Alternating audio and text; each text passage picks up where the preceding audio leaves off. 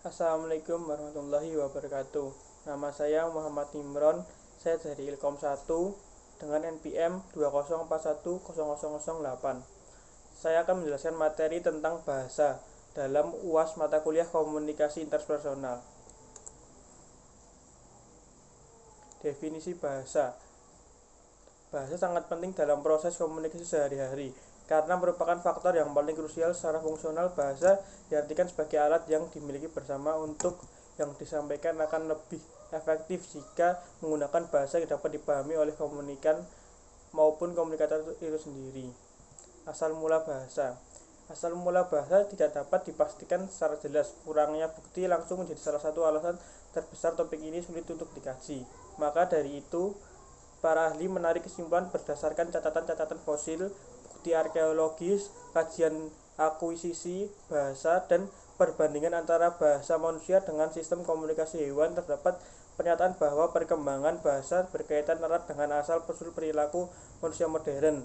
Namun hingga detik ini masih terjadi kerancuan pendapat mengenai implikasi hubungan keduanya.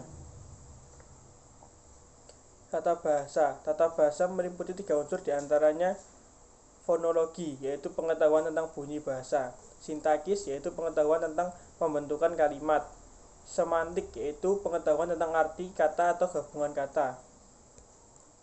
Fungsi bahasa. 3 fungsi bahasa yaitu penamaan atau penjulukan adalah merujuk pada usaha mengidentifikasi objek, tindakan orang dengan menyebut namanya sehingga dapat dirujuk dalam komunikasi. Interaksi.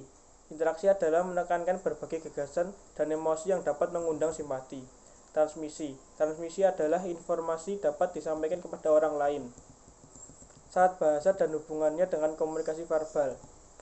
Dalam berkomunikasi menggunakan bahasa terdapat beberapa syarat, diantaranya mengenal dunia di sekitar kita, berhubungan dengan orang lain, menciptakan koherensi atau pola keterkaitan dalam kehidupan.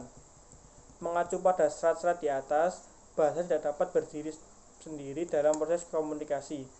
Bahasa berhubungan erat dengan komunikasi verbal, di mana dalam prosesnya jenis komunikasi tersebut menggunakan bahasa sebagai alat utamanya serta dianggap sebagai sistem kode verbal.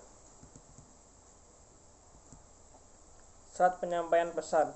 Sebuah pesan yang disampaikan oleh komunikator memiliki keharusan untuk menumbuhkan perhatian komunikan. Dengan tumbuhnya perhatian, maka komunikan akan tertarik untuk mendengarkan lebih lanjut isi pesan yang akan disampaikan. Bahasa yang digunakan dapat dimengerti oleh komunikan. Bahasa yang efektif akan menimbulkan pengertian dari komunikan mengenai pesan tersebut. Cara penyampaian kalimat yang konkret, detail, dan spesifik. Salah satu indikator efektif atau tidaknya sebuah penyampaian pesan dapat dilihat dari penggunaan kalimat yang dipilih oleh komunikatornya. Sekian presentasi dari saya. Mohon maaf jika dalam penyampaian saya ada kesalahan. Wassalamualaikum warahmatullahi wabarakatuh.